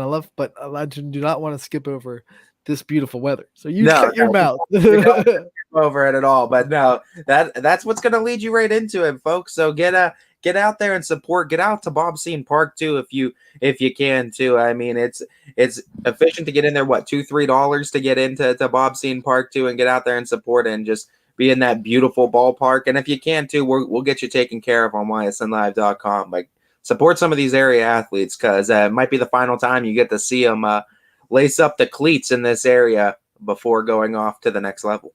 And you look at this Astro Falcons lineup from yesterday: 2 for 3, 3 for 3, 3 for 4, 3 for 3, 1 for 2, 2 for 2, 2 for 2. Only one guy in the lineup didn't get a hit for the Astro Falcons yesterday, as they racked up 18 runs on 19 hits and 17 RBI. So not only did they score 18 runs, but 17 of them were straight up earned with hits or RBI. Leading them in RBIs was Anthony Miller, who has the post-game interview on our YouTube page that you can talk to us about. He went 3 for 4 with 2 runs scored, 5 RBI. And then Clay Wyson, who we also have interview on our YouTube page, a post-game interview, 3 for 3, 3 runs scored and 3 RBI. That's a 4 of a kind right there. Yeah, I mean, there you go. All he needed was 3 walks, and he would have a Yahtzee. Yeah, get a little bit of everything. But I mean, that just shows the depth of the Astro lineup too. I mean, 1 through 9, like we said, they're capable of beating you. And they're always looking for that scoreboard Yahtzee. That's what I'm always doing in baseball and softball season. 1-3 away from the scoreboard Yahtzee, stat Yahtzee, I should say, for the Falcons. And then on the pitcher's mound, this guy that you know pretty well, Joe Roth. You know, he did the complete game, 4 innings pitched, no earned runs, 2 hits, and he struck out 8 while walking 1 in 55 pitches. So 55 pitches to get through 4 innings. That's just a little bit over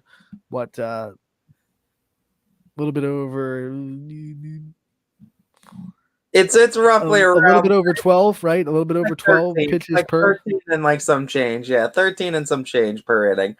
I was trying to do the math. I apologize to Alex DeSalvo, who loves math. Not my forte. I said it before. I'm a Georgia Tech fan, not a student. Yeah, not an engineering student, obviously.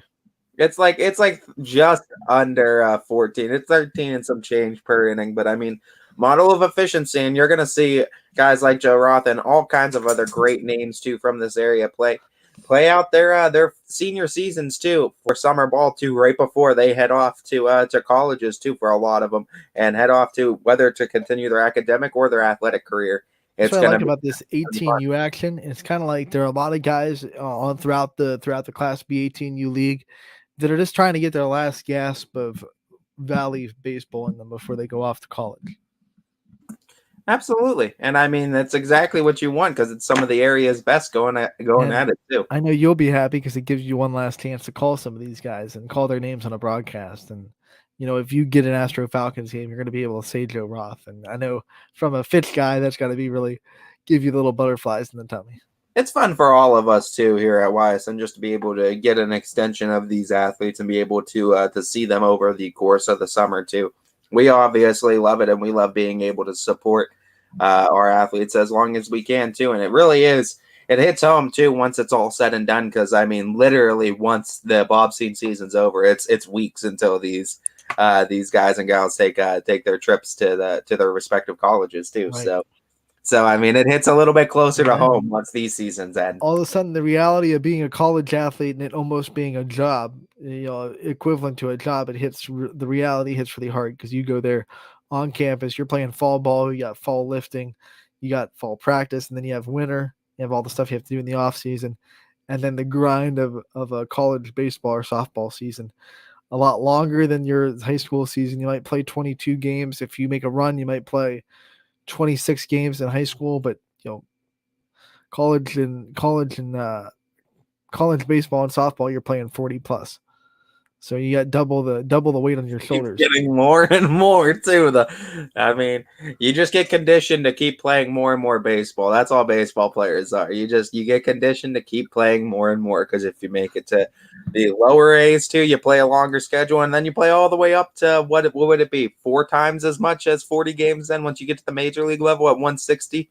162. So I mean, like you just keep on getting more games added to your schedule, and that's stamina. You just got to keep building that stamina, and fatigue becomes a factor too, especially when you look at freshmen entering into college ranks. If you are going out to Scene Park tonight, make sure to stay hydrated. It's going to be hot. Storm Tracker 21 app has it at 89 degrees at 5 o'clock, which is the start of the last game of the day down there at Scene. So close to 90 and sunny at 5 o'clock, which is a lot better than what we saw in April. So we're not complaining, but we are kind of tomorrow, and summer's knocking on the door. I said June's tomorrow, and summer's knocking at the door. Just like a little late. It's a little late to the party. It's casually late. Little casual. I mean, that's Ohio weather though, but it's here. It's here, and take advantage of it, folks. Maybe winter can be casually late since summer was casually late. Sometimes it is. Don't talk too much too. Don't tell Mother Nature what you want to. You're gonna make her mad again. What do you mean again? What did I do? What did I do? It was your fault. We had washouts in April. No, it's not my fault that the rain dance requires very articulate foot movement. Okay, I couldn't do it right. It's not my fault. But now Mother Nature's deciding to be kind to us, and be kind to Mother Nature back, folks. Get out there, support, and enjoy this lovely weather too. It'll be a great night for baseball. And then obviously we want to, we're going to preview it all the time this week, but we do have regional baseball in action on Thursday. Is Ursuline, South Range, and JFK all fight for a trip to the state semifinals on Thursday. Ty, you're going to be going to Massillon on Thursday. You got Louisville and D2. Yeah, I was just talking about the games that you're going to. You're going to be going to Massillon on Thursday.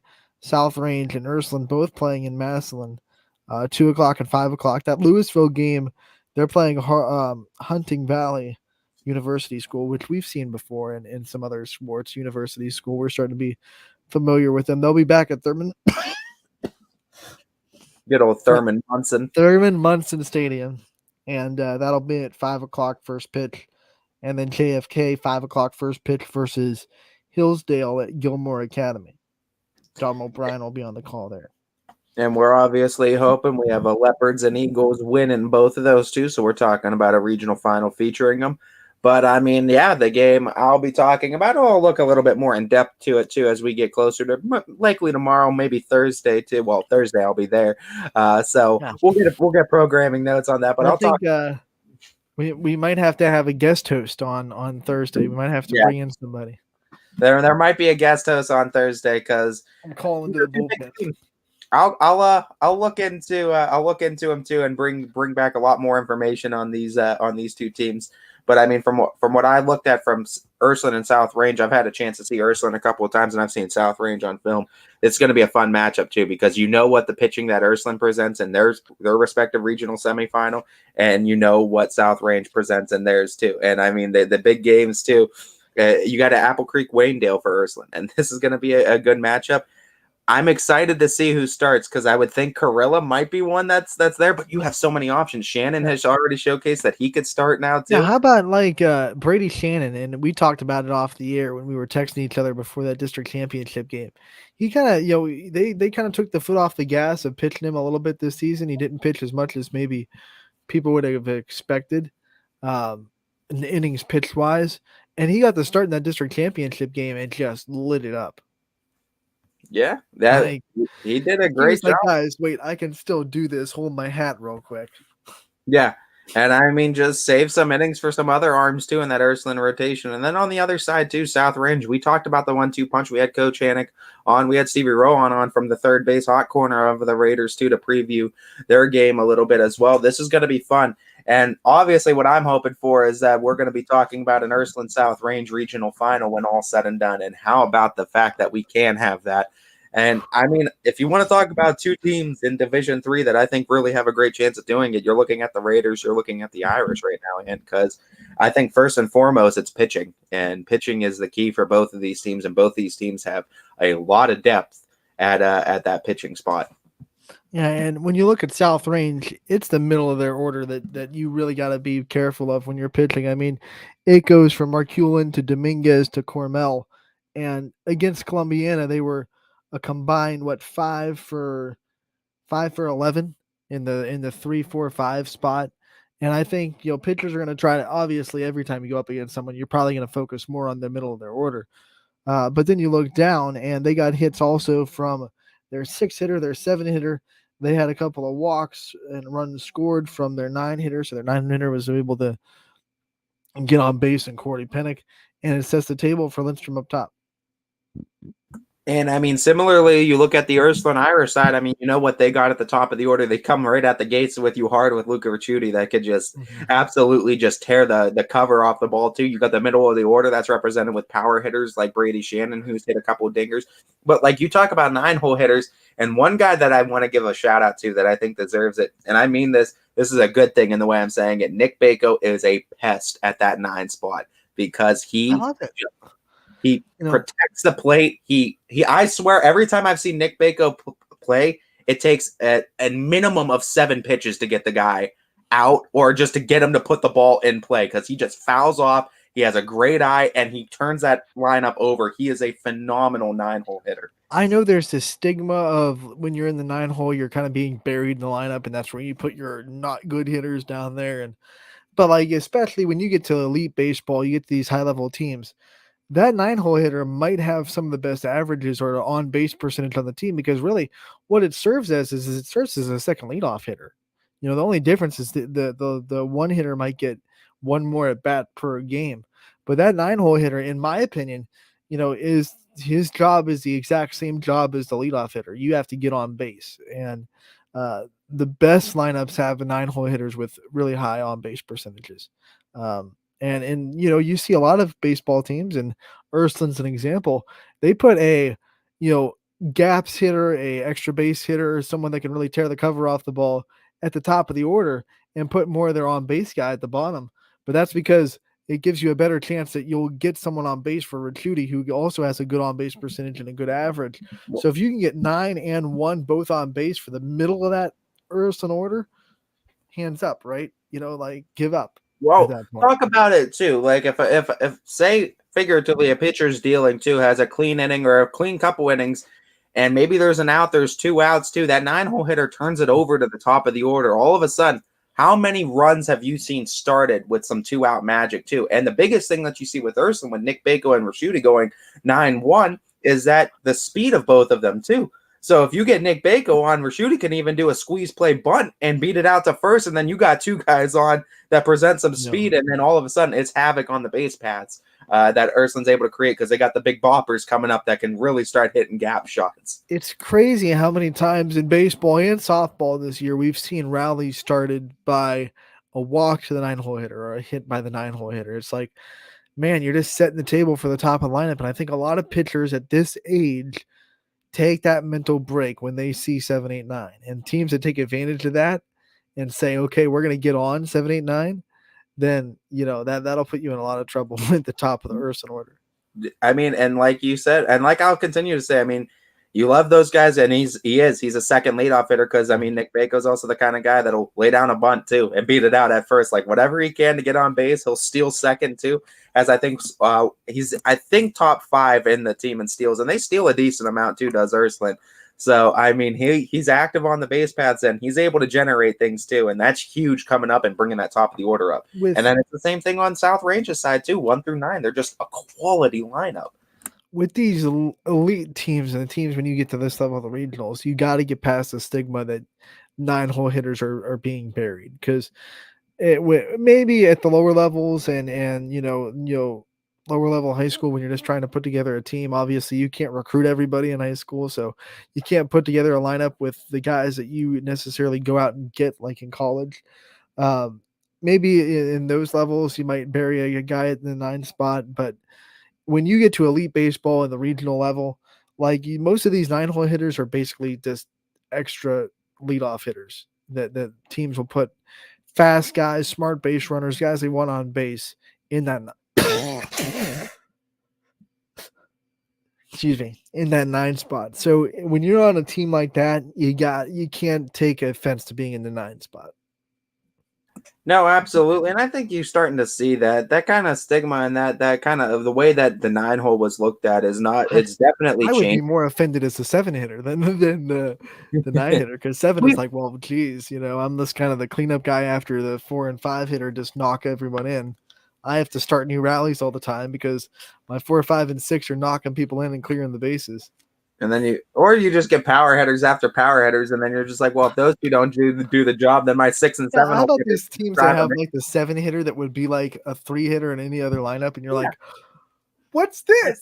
They could crank home runs and just crank doubles, and they're just like, yeah, if our 4 and 5 don't get it, our 6 and 7 can drive them in as well.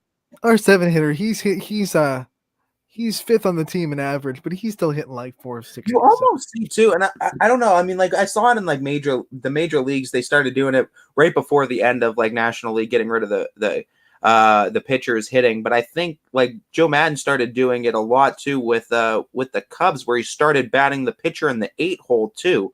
And I think you started seeing that a lot too, teams in the major leagues, and it's starting to transition to the one that has maybe the lower on base and batting average. You put in that 8-hole. And you put that 9-hole hitter there, and then your 7-hole hitter, if it's like one of those power hitters, you got protection on the top and bottom of your 8-hole hitter too. So then they have to pitch to the 8-hole hitter, and then the 8-hole hitter sees more pitches inevitably, and then they're able to start upping that on-base percentage and average just because of who's around them. Well, that when we talk about Major League Baseball and Elite Baseball, the old idea of a leadoff hitter has changed. Like you don't have those. Especially in the major league, you don't have a lot of guys that are just there to bunt and get on base with their speed. Like that's the old way of thinking when you think leadoff hitter, like, oh, that guy's fast and that guy can get on base. But you see a lot of baseball teams and softball teams at the best level just put their best hitter at the top and say, pitch around him if you want to start off the game, but you're going to lead off the game with a walk or pitch to this guy. Good luck. How about this too? In 24 games, 418 batting average for Nick Bako out of that 9 spot. And then his on-base percentage, to just take it a little bit further, let me look at what he's got too. 431 too. So actually what's really impressive about him, he's doing this a lot with hits too. 23 hits on the season.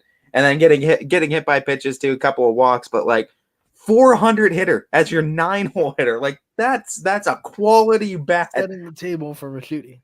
Absolutely. And then Raschudi's batting over 400 as well. So that's bang, bang. And that's turning over the top of the order. It's hard to pitch to. And like I said, a lot of guys at this level will take a little bit of a mental break when they see 7, 8, 9. It's hard to really get into young kids' heads, because I think in baseball, for some reason, especially growing up in baseball, you're taught that the best hitters are always at the top, and you don't have to quote unquote worry about 7, 8, 9 as much, and so they come into high school and they face these elite teams, and they're conditioned to take a mental break at 7, 8, 9, and they do, and some of these teams take really full advantage of that. Absolutely. And I mean, imagine how many guys go at Nick Bako thinking that he's an easy out. Like if you don't do your scouting going at Nick Bako thinking he's an easy out, and then you get 10 pitches deep. All right, this guy's getting 3 straight fastballs. Yeah. And then you go 10 pitches deep, throwing every piece of junk you have at him, and he's fouling everything off, and you just can't seemingly get him. I can't get this guy. I can't get this guy to swing and miss at anything, right. And I can't get him to keep it in play. Like, what is the longer that at bat goes, the more advantage goes to the batter, in my opinion. To the batter, and then to the rest of the team, because right. They're just watching too. They're just watching what this guy's throwing at you. I would love to see more teams have benches that are engaged mentally in watching the batters when they're not on deck. Like even when you're not on deck. Like if someone's going 10 pitches deep, everyone on the bench should be taking mental notes, because that's what that's for. That should be something that should be kept like a stat of more closely, because that's something that I feel like if you read between the lines, the amount of pitches that a batter is taking in an at bat, I think directly correlates how good of an at-bat they're having and how effective they are against a quality pitcher. Because if they're throwing 8 to 10 pitches on just you, that's getting their pitch count up, and you're also getting that pitcher out of the mound, off of the mound quicker.